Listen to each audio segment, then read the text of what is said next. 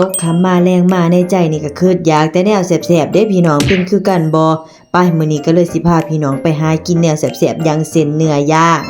ร้านที่เฮาได้มากินมื้อนี้ก็คือร้านติดลมหมูกระทะจ้ามาลองด่านใหม่เบิง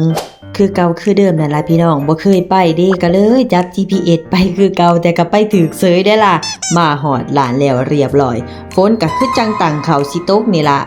บรรยากาศในร้านเพิ่นก็ดีอยู่เด้นี่เบิ่งแหน่เป็นตานั่งชิวๆเด้คันฝนบ่ตกออกมานั่งข้างนอกเป็นตาเย็นคัก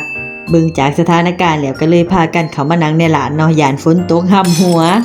ร้านเพิ่นก็สิเป็นหมูกระทะแบบสั่งกิโลเนาะพี่น้องแต่ว่าส่วนผักนี่บุฟเฟ่ต์เลยล่ะแต่ว่าคันกินบ่เบิดเพิ่นปรับอยู่เด้ พอฉะนั้นแล้วกินซำใดก็ให้เอามาซำนั้นเด้อพี่น้องทางร้านเพิ่นก็ยังมีบริการเปิดเพลงให้ฟังเนาะชิวๆไปเลยบุ๊บเข้ากันเลยล่ะกับบรรยากาศ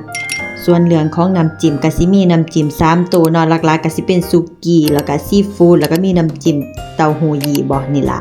เรื่องรสชาตินี่บุ้ยสุดยอดเลยล่ะพี่น้องแซ่บของเพิ่นอยู่เด้พวกของกินเล่นเพิ่นก็มีหลายมีตำบักหุ่งเนาะให้ไปตำเอาเองแล้วก็มีน้ำแข็งใสพวกผลไม้ดองนี่ก็มีคือกัน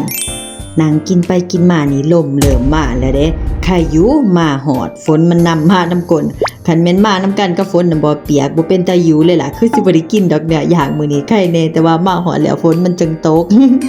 บรรยากาศฝนนอนลมเย็นๆสดน้ำซุปเนื้อย่างนี่บู๊เป็นอีหยังที่แบบเข้ากันสุดๆพอแต่ฝนเศร้าตกบัดนี้ก็พากันไปเสกบินพร้อมเมื่อแล้วเด้ไว้โอกาสหน้าบรรยากาศดีๆจังสิลบมากินอีกมื้อนี้ผิดพลาดแน่จักหน่อยฝนตกห้ำ